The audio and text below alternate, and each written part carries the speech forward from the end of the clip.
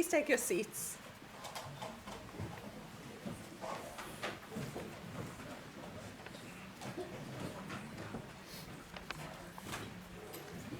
Good evening, everyone.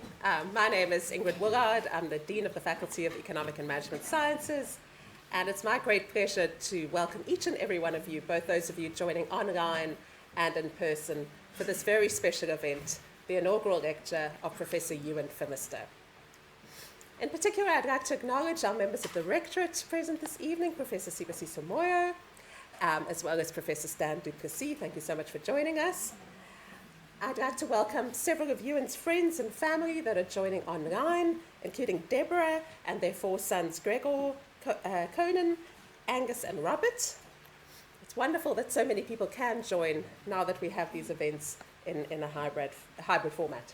I'd also like to welcome the colleagues from the business school and from the broader university community, as well as, of course, many of Euan's collaborators from all over the world that are joining this evening. An inaugural lecture is a very special milestone in any academic career. It's one of those occasions that you remember very clearly. This is really one of those rare ones where you get an event all to yourself. Whereas I'm sure we all remember other events such as graduation, then you're just one of a group. But here you get a whole hour in which to show off a little bit. We ask new professors, or whether they're newly appointed to the university or they've been promoted to the rank of professor, we ask them to profess. And what we mean by that is that they must demonstrate their expertise, but in a way that is accessible to the broader public. And so it's a difficult balancing act, but we know that Euan will rise to the occasion this evening. So it's my great honor to do a short introduction to Professor Phimister, Professor in Development Finance, as well as the Head of Development Finance here at the Stellenbosch Business School. Euan is an applied economist with a research focus on agriculture, natural resources, and the environment. This includes current work on farm households and rural development, access to energy and fuel poverty, and how to improve the control of invasive species. His initial interest in agriculture was forged when he was growing up in southern Scotland, where he often stayed with his aunt and uncle and got roped into helping with working on the farm, including having to help with the lambing, which apparently his aunt was responsible for. So despite that introduction to agriculture as a child, he decided that this was a career that he wanted to make, but in the field of agricultural economics, which I think was a good decision, rather than sticking to the more animal side of things. So he did an honours degree in agriculture at the University of Aberdeen, and then went on to do his MSc and ultimately a PhD in agricultural economics at the University of Manchester.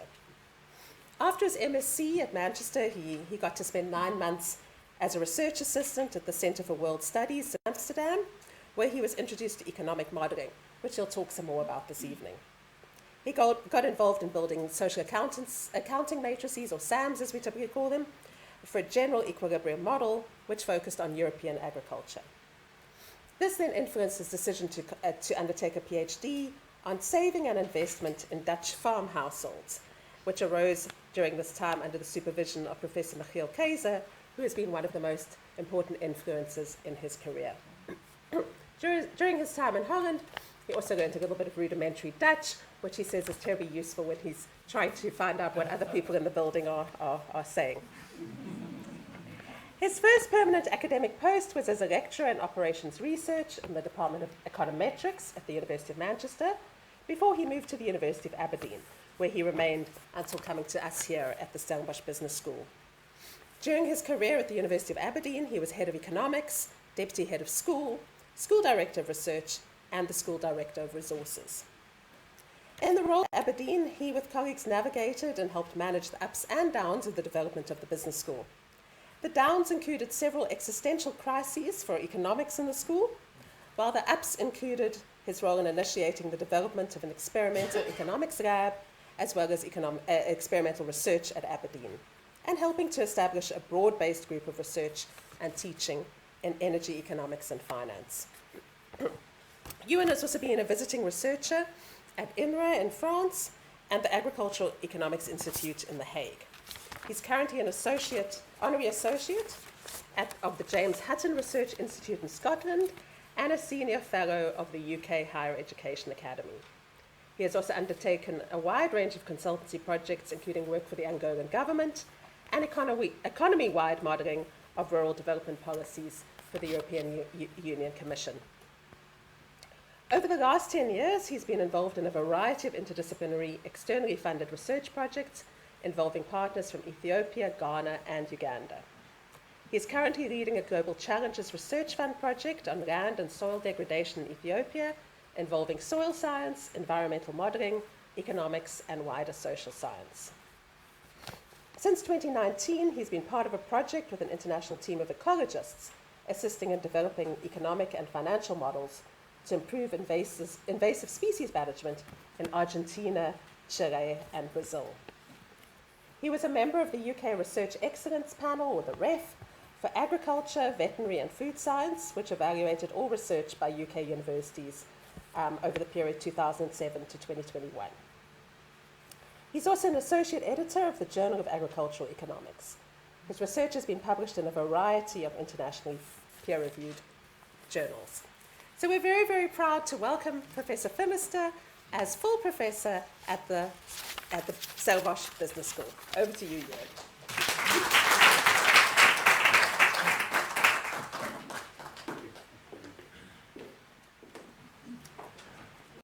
So thank you very much. Thank you very much for coming and making this time to spend this evening with me, focusing on me professing.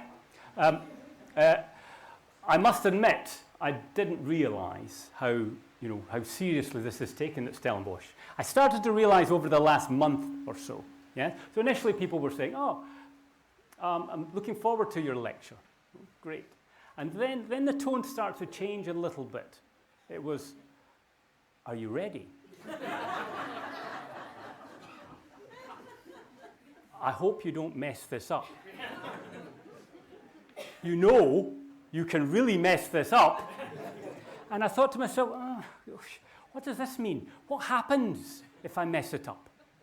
Is there some other... Because you don't quite know, I come from somewhere else, and I don't quite know all the cultures and what happens here. And sometimes they come up at you in a rush. You're not really warned about them. And I thought to myself, well, maybe there's another ceremony. And I was walking around the grounds, as it were, and I spotted, I don't know what we would call this. I would call this maybe a loch, or a puddle, or a muckle great puddle. And I thought, this is great. We've got the business school here at the top, and we've got the loch down there. We could throw, if I don't do it well enough, I could get thrown off here into maybe at the bottom of this pond, there is a pile of failed professors. Right? Okay?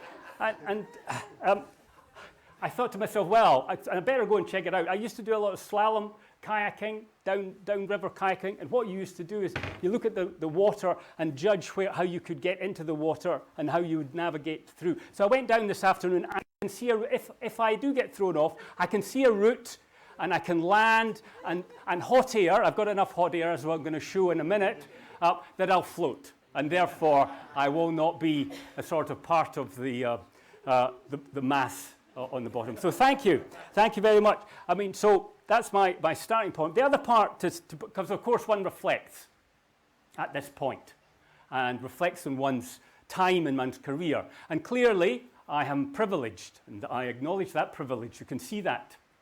But I have another hidden privilege. I have a hidden privilege of being an academic and having had the opportunity to work with people who are doing research in all these countries. I haven't been to all of the countries. I've been to many of the countries as part of the work. And round there are all the people I've worked with and who have stimulated me over the years. And it's a privilege to have been able to do that. Now, perhaps one of the reasons people were saying to me, you can mess this up, is when I described to them what I was going to talk about. Yes? And we're going to talk about models. And of course, it's not fashion models. It's not, I'm showing my age. It's not Naomi Campbell. Yeah? I'm sure there's a more modern one than that. It is abstract models. And this is the classic example that one uses when one's an economist to explain what a model is. So this is an abstraction from reality. This is the My City bus map in Cape Town. And clearly, it's good for decision making if you want to take the My City bus and you want to go from, say, Camps Bay, if you really wanted to the waterfront. It would tell you how to get there. But what it's rubbish at is telling you how to get there if you're in a car or if you're walking. Right? So it's an abstraction from a reality. And one of the key things we have to think about is models which are useful. So the model is useful in one context but not in another. And so this is a quote I really, really like, that all models are wrong, but some are useful, from statistician George Box. And this is, if you like, this is part of one of the themes of my talk this evening. Now, why economic models? So these are some of the economic models that I've used and drawn on in my work over the years. Just to say, for those of you who are not economists in the room, you can spot the economists because they're going, I think he's got that wrong. Right? They're going, so we'll have a test later on maybe. But what I want to talk about is the usefulness. And we as economists have a particular way of looking at the world. We take it and we slash it and only focus on a very small part of it. We have, and I'll come to this in a minute, we have been criticized for that a lot. Perhaps rightly, perhaps wrongly. That will come out. And so there's a question about the usefulness of our approach. Also embedded within our approach, which is up here on the screen, that is the idea of economic rationality. The idea which we embed in our models, which allows us to do that, cutting the world away into the tiny, tiny, simple part that we can focus just on one thing, is the idea that we are rational, that when we think about people's behavior, they have a rationality embedded in it. And I'll talk examples about that later. That is unrealistic. It's a model which is wrong, but it can be useful, and I want to talk about that. So what I want to talk about here, my supervisor always used to say, Euan, don't make your talk like a murder mystery, right? It's not like you have the reveal right at the end. And it's very strange he had such a strong Scottish accent, actually, because he was Dutch. Yeah? So I don't know where he managed to pick it up. So what I wanted to do is to talk about how this approach is still useful in itself, but how we can open it up, and how, in my experience, broadening your thinking can enrich both the economics, but also then finally thinking about interdisciplinarity and how we can link with other disciplines and add to what they are doing. And I think there is some reflections, very brief reflections at the end, for development finances, which is where I am now, obviously. So that's what we want to do. So first of all, just to get it out there are some people who don't like economists. Yeah, I really like this quote. So this is so economics should simply be ignored by serious social scientists.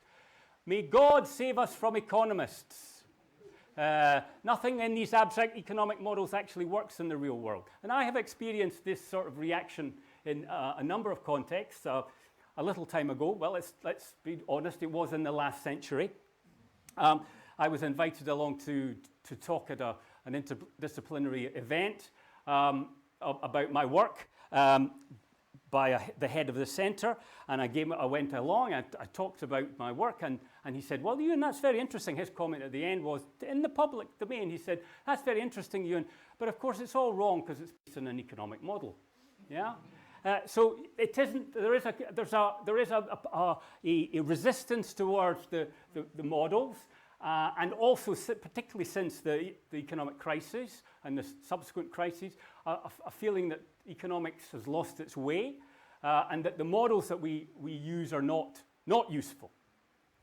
I think there's a second challenge, which is that we have had, over the last 50 years, a primal place beside policymakers. We've been seen as the experts in data analysis and also the expert modelers. But now we're not the newest kid on the block. We have the data scientists. And the data scientists, well, first of all, they use more data. They've got more data than us, yes, typically. Yeah? And secondly, their models are much more complicated. Yeah, much more so they're more sophisticated than us. So one of my favorite Dutch words was the word slordig, which also works in Afrikaans, I think, which means sloppy. And that's what I am as a mathematician. I'm a very sloppy, poor mathematician relative to these computer scientists. Now, I just in preparation to this, I thought, well, I'll go and talk to this is Bard, and which is the Google version of the chat bot, and this is, what is it, Bing and ChatGPT. And I thought, well, I'd ask them what they thought of themselves. Obviously, I warmed them up. I didn't go straight to the question, are you a model? That seemed a little bit presumptuous. So I warmed them up and asked, well, have you had a nice day? What did you have for breakfast? What's a model, right? And Bard was very, very, very straightforward. Bard said, yeah, I'm a model. No worries. Yes? I'm a model of, I'm not a physical body, etc. I've got to say, I got a little bit more irritated with ChatGPT. Said, no, I'm not a model. I'm a chat mode. I can give you helpful information, generate content, have a friendly conversation, smiley face. And then I said, no. Well, I pressed them on, said, does that not mean you're an interface to the underlying model? So it's more like a truculent, I found it more like a truculent teenager, really. You could say, I am an interface. No, but I hope you'll have an enjoyable chat. So what I'm trying to get across here is the idea these are very sophisticated models. We don't necessarily understand how they work, but they are sophisticated models, and typically they're more sophisticated than the models that economists use. So what? What is the point of us? Yes? And so what I want to now do is just talk a bit, first of all, about what we, what's embedded in our thinking. That means what I call mainstream economic models, which is that rationality, that idea that we use as a way of interrogating the world, of rationality. And that's even true in the more modern versions where we have incorporated ideas from other disciplines. So you don't need to read the slide, but the idea is about rationality. So first of all, I'm going to talk about how these models still have some usefulness and how it works, and how economics, even on its own, I would argue, sometimes has a usefulness because of the way it looks at the world, the way it cuts the world down to size. And I'm going to use a few examples from my work I've been involved in. Then I'm going to talk about how this thinking we can embed it, or we can draw in other areas, and we can embed it with other disciplinary work, or work from other disciplines. So an area I've been involved in for a long time is looking at farm households. And farm households are a really interesting institution. They dominate both developed country agriculture and developing country agriculture. So on the left here, we have a farm household from the UK. And you can see there's issues around, lots of issues around succession, etc. On the right, we've got a couple of pictures from Ethiopia, from my work there, which we'll come back to. They're interesting because from a behavioral point of view, within a farm household, you have consumption decisions, you have savings decisions, you have investment decisions, you have production decisions, you have labor decisions, supply decisions, and labor demand decisions. It's all embedded in one context. So, ripe from my perspective for economic modeling, because it's complicated, but you want to chop it down, you might want to answer some questions. And this is one question we answered using these these approaches of rationality. This is work based with Catherine Benjamin in Rennes, looking at the impact of different institutional structures, particularly the structure of capital markets, on farm investment. So we have the UK, where it was early agricultural revolution, so leading to the involvement of commercial agriculture, sort of at arm's length, with lending from commercial banks to agriculture. In contrasting from France, where because of difficulties in accessing credit, there was this emergence of the cooperative movement, and that led to lending, which was much more orientated towards in partnership with farmers. And what we did was, drawing on these models, we were able to show how those institutional details, or provide evidence. We're never completely convincing. Let's be honest here. It's always there's always an error of doubt about how those different institutional structures can affect investment, farm investment, which has implications. Much more recent example, which is for me, is a good example of the usefulness of what we might call hyper-rationality. So here's a picture of the world at night, and of course, what you see in Africa is a lot of dark space. And what we have is a problem of access to electricity in particular, and that particularly in rural areas, in many parts. And we can show that relatively small investments, so in solar home systems, for example, can have really productive effects. One can show that they can have productive effects on agriculture as well. Although you're just the first step on the energy ladder, it can have very positive effects. And so why are these not adopted? Yes. Now, of course, there's a whole variety of reasons. But when one's trying to work out sort of the potential impact of the lack of access to credit when farms are facing high levels of uncertainty over time, and various other factors, one can do that in a modelling framework, an economic modelling framework. And what we did, so this is joint work with one of my colleagues in Aberdeen now, who is Yakubu Abdul Salam.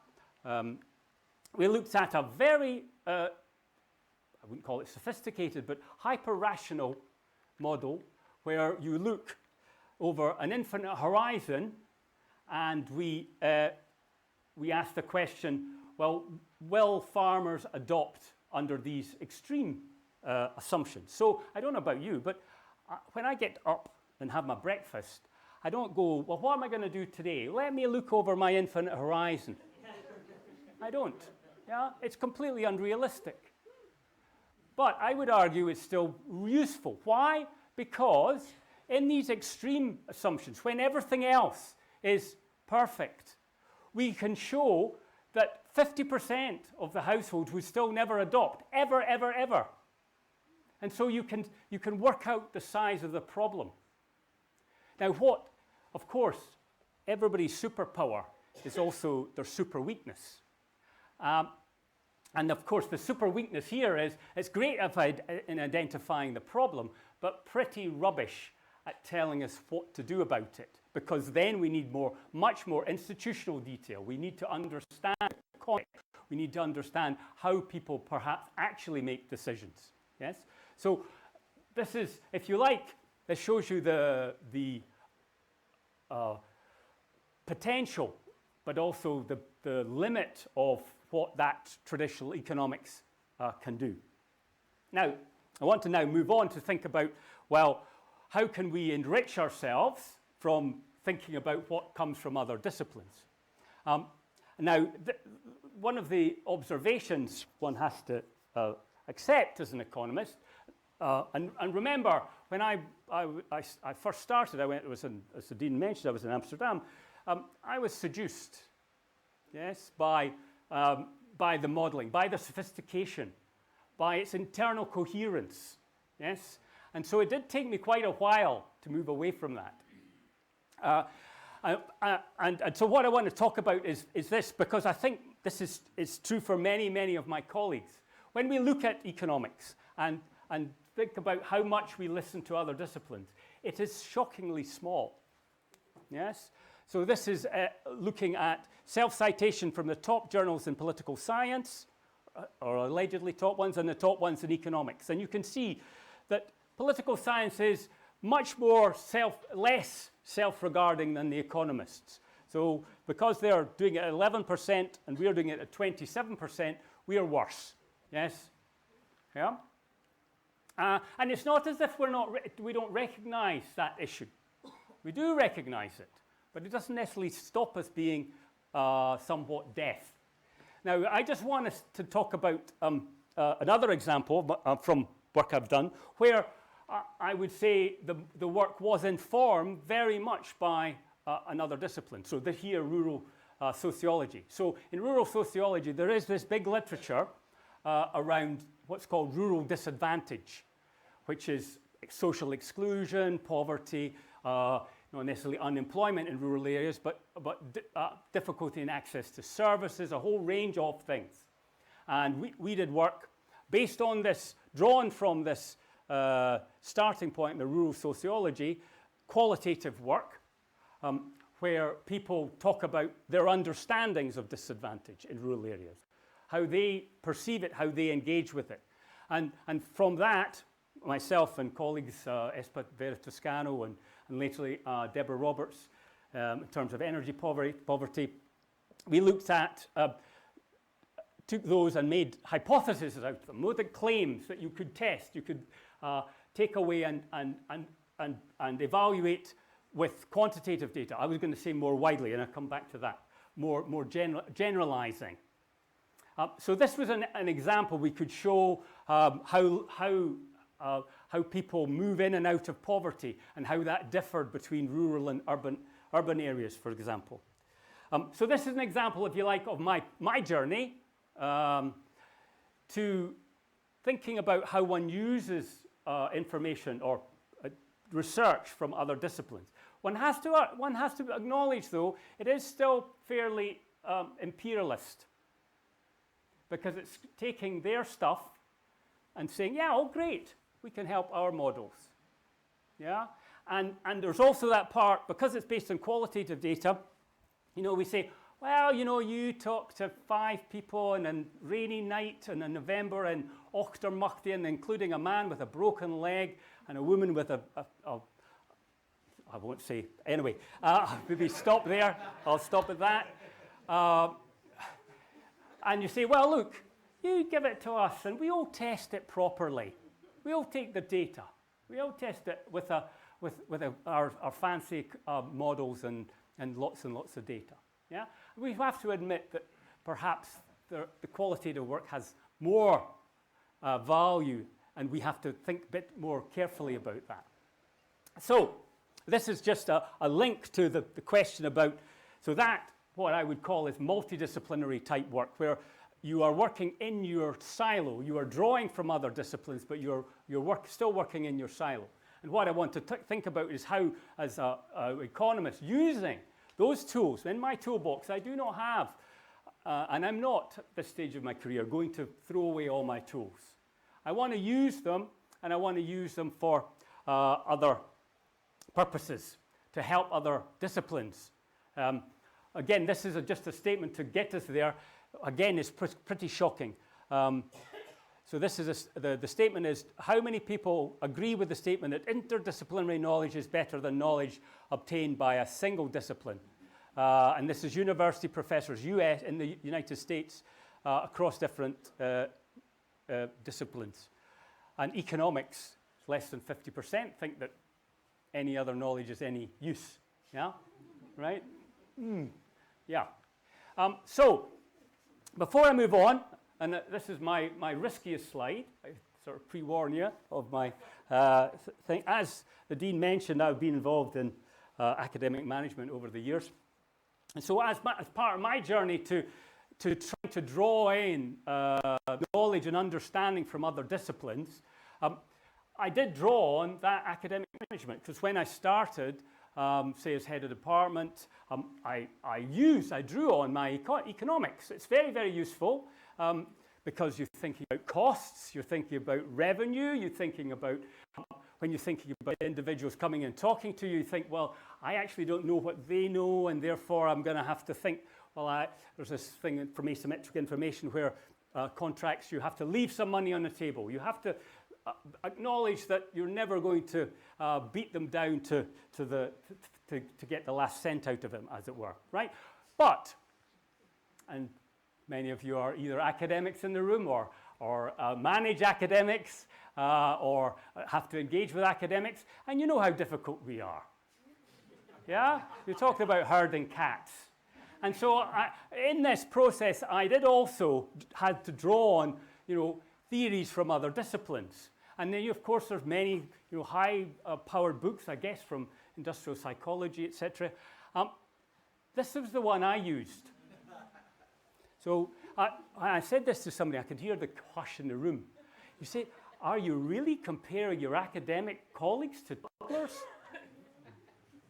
Well, no, I said, don't worry. Obviously, in South Africa, it's different. No, there's no toddlers here. So I said, no, it's okay. I can get myself out of this. It's okay. I'll explain a story on this. I said, this book, it's two focuses. It says you have to think about attention and diversion, right? These are the things that you can use in your academic management. Well, toddler management, I should say. I said, look, okay, so I'll explain an example of how I would use diversion. Say, you come to me, I'm head of imagine I was head of development finance. Now, there would be a strange thing. Yeah, so you come to me and you say, have you heard, Euan, I've got this paper in this great conference. I said, yes, great. It's really, really good. I said, oh, bit short of funds. Do you think the group could possibly chip in and add to it? I'd say, look, there's a plane. So, easy. Anyway, back to my main story. So here's the challenge. Here's the challenge of how we're making models useful. It's about putting the bits together. So here's, obviously they're all thinking about agriculture, but on the left, bottom, you think about the soil scientists. They're trying to figure out how their knowledge can be fitted in. On the right, we're thinking about energy and the use of open fires within, and why people choose to do that rather than improve stoves. And then we've got our models and how we can fit it in. Now, my experience, and this is what I'm going to sort of end on with a few examples. My experience is, paradoxically, that mainstream economic thinking can be a catalyst for joining things together, for combining thinking. There are a number of necessary conditions, but it can do that because in terms of an interdisciplinary project which goes from science, soil science, environmental science, agricultural science, all the way through to economics, all the way through to anthropology, sociology, social psychology, etc. We are the piggy in the middle, the economists. Our methods, because we've been trying so hard to be physicists, with our methods, we can naturally speak to the scientists in terms of method, if they let us. We also, because we are interested in behavior, many of our questions are the same as the questions from the other social scientists. And again, we can talk to them if they let us, and if we are willing to talk to them. So we have that role. And then I think the other role that we have is one of communication. We can help. If we put our tools, our idea that we have a primal place here, or we are a primary in terms of the pyramid, as it were, of importance, we can help other disciplines communicate more effectively. And I'll talk about that in a second. So just to try to show that, here's an example of a project that was mentioned that we're currently doing in Ethiopia. This is an example of projects, types of projects we've been doing for 10 years with a variety of international partners on reducing land and soil degradation in Ethiopia and various other parts. Big issue, of course, there is enough water in Ethiopia. The problem is it tends to come in a big lumps, and that has big implications for land and soil degradation, particularly on degraded land. So these are gullies which are formed by these deluges. Yes, lots of land can disappear, and so you can think about the impact that that has on livelihoods. So here, one of the parts of this project is looking at the effectiveness of what's called early gully intervention. So gullies are these things which form on fields when you get a deluge. And you can do, and this is what the scientists have been doing, showing field experiments which show very simple interventions can really prevent the spread of these gullies. So they've done that. They've also been involved in the demonstration and dissemination to local farmers. And then what's our role? Well, our role with the social scientists, because context is really important here, is to understand that context. And then as the economists, and why we're useful is we're embedded in the process, but also to go away and come up with a number of the impact. And we can do that because we have that laser-like focus on cutting the world down to think about causality, about the impact of X on Y. Yes? So that's our superpower, but also our super weakness, of course. Here's another example, again, from this work in Ethiopia, looking at how we improve the use of animal waste. So soil degradation is a big issue, and improving the organic matter in soil is an important part of improving soils and soil fertility. And a big source of organic matter comes from animals and how those are managed. And so what the aim of this part is to do, or so I should say, the problem here is if you have a 3-year project, it's almost impossible to evaluate the impact of some intervention in that period. These are long-term processes, physical processes. So what do you do? Well, that's a natural area for modeling, for simulation, but environmental modeling and economic modeling.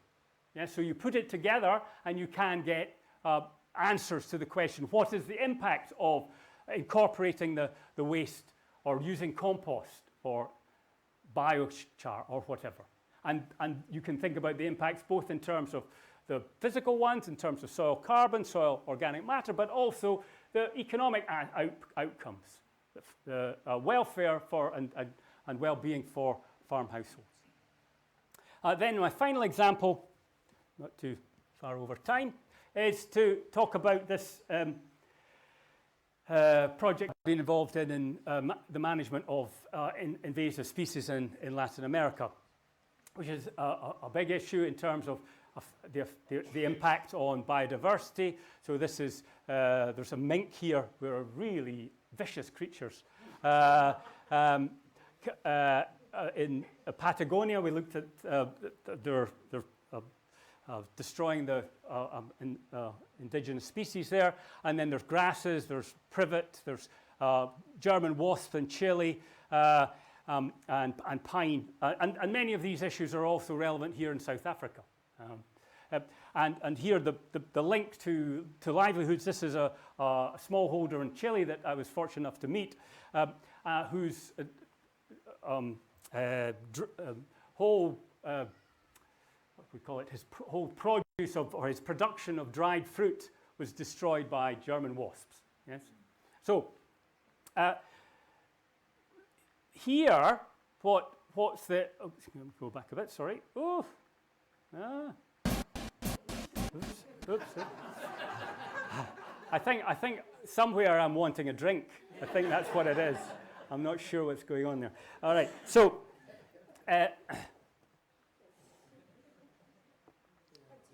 What I think the interesting thing here is or what my role is it was interesting in terms of the project. I was the token economist, or am the token economist on the project. You go along and you meet a load of ecologists, and they all said, I mean, not together, but on over 5 occasions, you said, oh, you're the economist. It's all about money, isn't it? Yeah, it's all about money. No, I'm quite interested in people.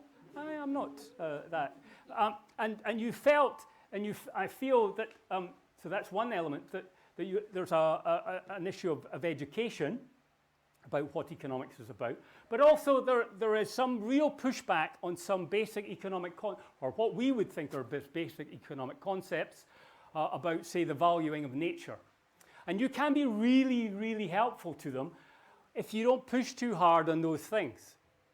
You can still be helpful, but if you just stick to the management cost side and don't worry too much about the other side. Now, this is an example of how we're trying to improve their models. This is a model of species invasion. You've got in the, point this out, I don't know if this works. It doesn't work on this. We've got on the left-hand side, the brown is a source of invasion, and this is an ecological model.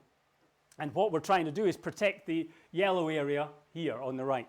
And then we have, first of all, we have an invasion. We simulate some sort of invasion, and you get the colors. And you can see that on the right-hand side, there is the area that you're trying to protect, is being invaded. And then the second one is we have management control, and we can see the management control, which obviously costs. There's some cost associated with that. We've got management control, which we're trying to, which we're able to achieve what our objective is. And the benefit from adding on very simple economics is that this allows the ecologists to make their case, because what they're wanting to do and they're arguing for is more investment by government in the invasive species control. But frankly, I don't think any of my ecologist friends are in, maybe somebody's watching. Frankly, they don't know how to do it very well. Yeah, they're not very good, because they have to make the case relative to spending in education, and spending on infrastructure, all those things. So they need to make the case in a way which is understandable. And I think we have a real role to play. So I would argue, from my experiences, that economics really, and that with that traditional toolbox, if you leave your desire for the abstraction and for your love of the internal consistency of the models, and allow yourself just to be drawn in, that you can play a really pivotal role if you get the right people in the room. There are, it has to be said, there are scientists and social scientists who reject economics, and you're never going to get to them. But there are many, many, many others who are not, and will find it useful. My last story is about, I was at a 2-day conference, and part of these projects on interdisciplinary and transdisciplinary methods, which was all about how we had to all work together. Yes? Yes. And so I had 2 days of this, and then we had a final session where we all came together, and the organizer was reiterating this message, and everybody was going, yes, yes, yes. And then this professor from Sussex or something took up his hand and said, yes, I agree, that we must never work with economists, and we must never work with epidemiologists. I never worked out what was wrong with epidemiologists. Right? So just finally, just to say why I think there are some implications for development finance. I better say this very over here, we're away from the dean and the director. But I didn't know what development finance was when I applied for the job. I do now. Right? And the definition I like is it's mobilizing resources for economic development. And we take that, and development finance has, of course, at its, in terms of the methods that or how we approach it, has at heart economics and finance. Yes? But if you take that definition, mobilizing resources for economic development, I say it's naturally interdisciplinary. So I would say it has an interdisciplinary part. At the same time, we're in a business school, and African business schools have development finance, but, and perhaps this is me again projecting from here in Stellenbosch, but they do seem to have been sidelined somewhat. They're in a sort of a silo. But business schools are naturally interdisciplinary as well. And so what I would say is that lens of development finance should be a focus of an African business school. But development finance also has to think about itself more broadly, arguably. Yes, that it is mobilizing resources for economic development, and that means drawing in diverse approaches, thinking about how we link and how we make the whole bigger than the sum of the parts. Now, you may say, well, that's you, Euan, you're still an imperialist. You're just wanting to take over business schools now. And that may be fair also. And with that, I've just finished to say, well, what I would like to say, leave you with is, yes, all models are wrong, and all of the models I have used are wrong, but some of them are useful, sometimes. Thank you very much.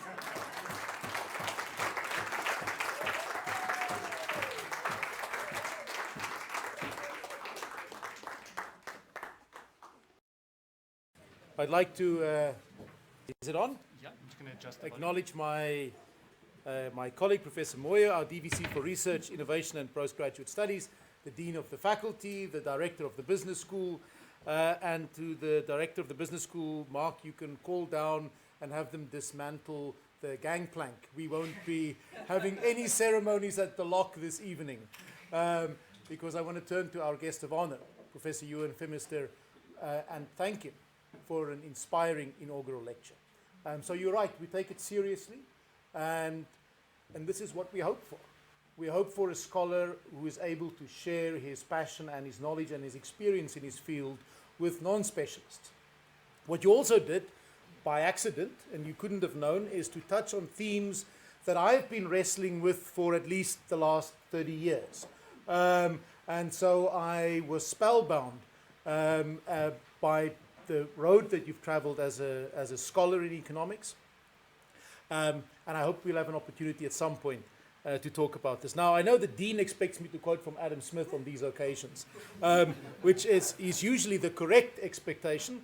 But in this case, because we talk about the tension between theoretical reasoning in economic models on the one hand, and context and history and insights of other sciences on the other hand, I think this is better illustrated by his famous successor 3 generations removed, Alfred Marshall, who in his inaugural lecture at Cambridge in 1885 touched on very much these ideas. Now, for those of you who are not initiated in the small fraternity of economists, Alfred Marshall was the person who more than anybody else defined what we now practice as mainstream economics through a fantastically influential textbook in which he drew the ideas that were galvanizing in the second half of the 19th century together. Now, in his lecture, and he touches on this, and of course in his time it was also pressing. In our time, the international financial crisis showed the risk of an exaggerated reliance on abstract modeling. In his time, there was an equal concern, and it was the challenge from German economists, the so-called German historical school, who said that English economics was only purely abstract and had lost contact with reality. And so here's what Marshall said. He said, "It is commonly said that those who set the tone of economic thought in England in the earlier part of the 19th century were theorists who neglected the study of facts, and that this was an especially English fault."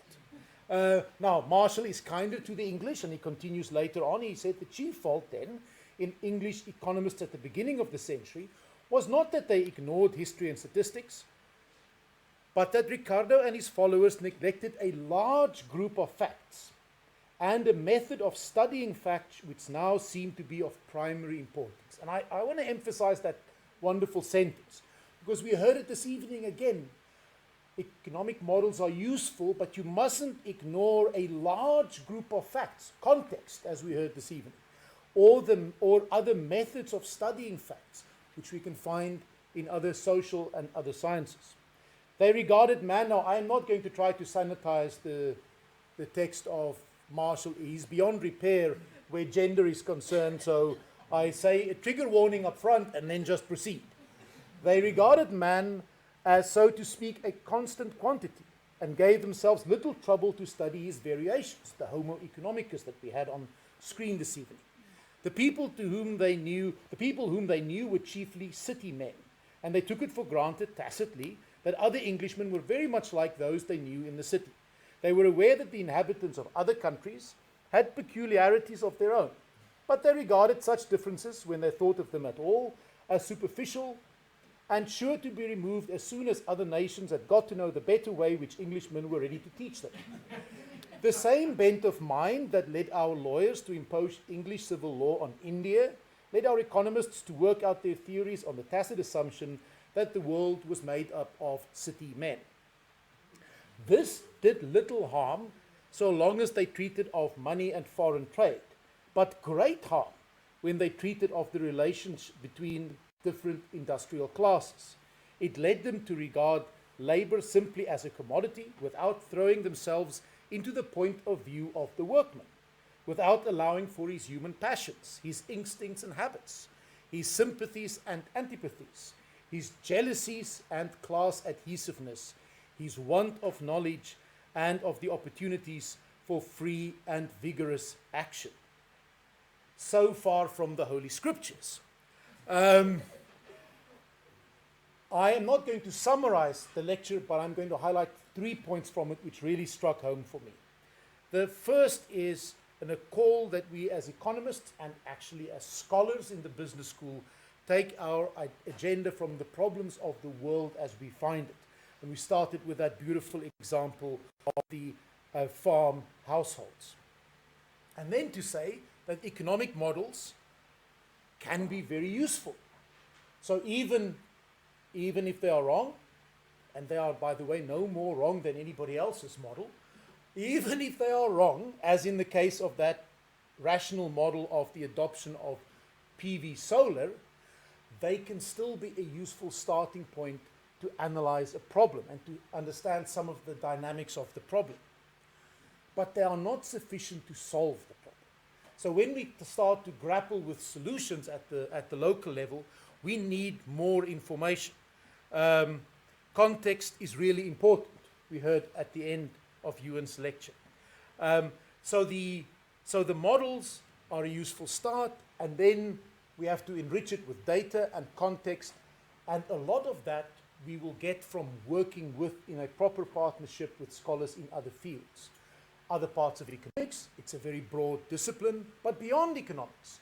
Let's get those citations up out of the economic journals to the other social scientists. And I think we will find, of course, some who don't wish to work with us, but most do. My own experience in this regard has always been very encouraging, that scholars are very keen to work with economists because we do bring something to that collaboration, and it enriches the partnership. So for over the last 20 years, we've seen an important evolution in economic research. It has become less self-referential, it has become richer, it has become more interdisciplinary, and Professor Phimister's work is a striking example of precisely that. That is why we are so pleased that you will be practicing economics like that here at the Stellenbosch Business School and at Stellenbosch University, that you will be showing that to our students, and that more importantly, that you'll be working with scholars both here at the Business School and in the rest of the university and in the broader scholarly community in South Africa to work on the real problems of our society. Congratulations with an outstanding lecture.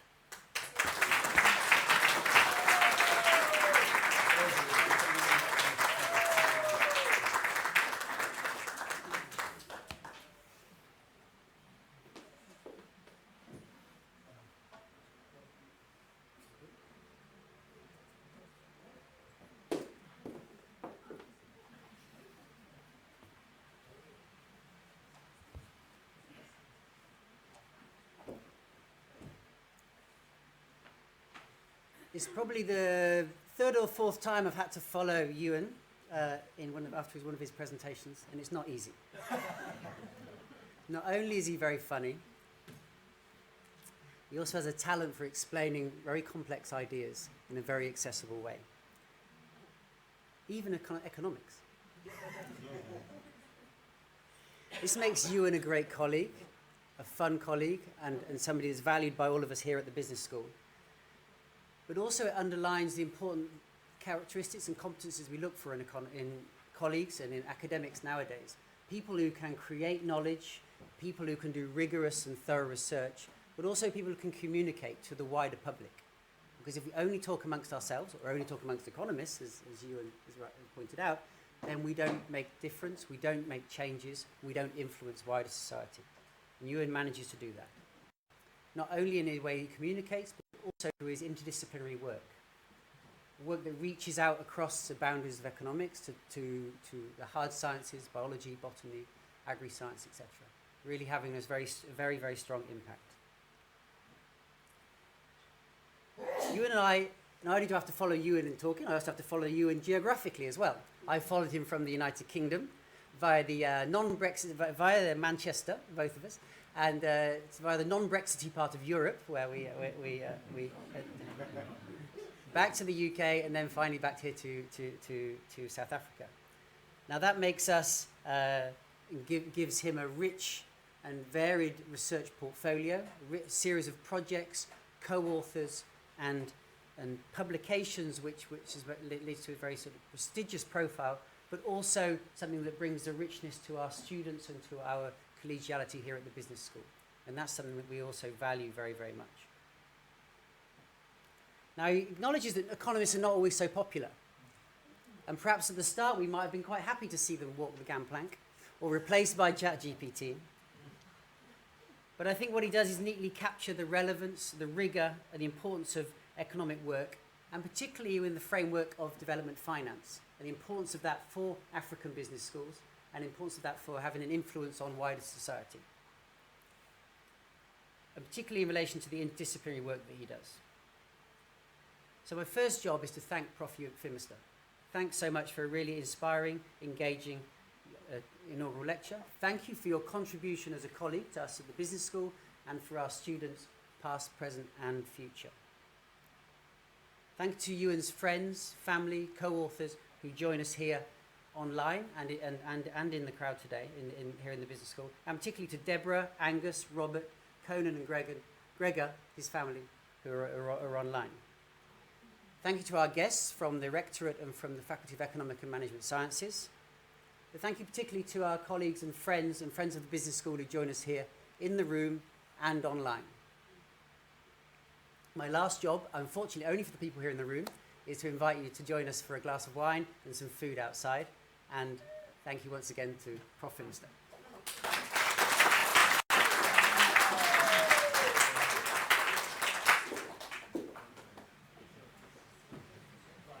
Thank you, Professor. You can all stand.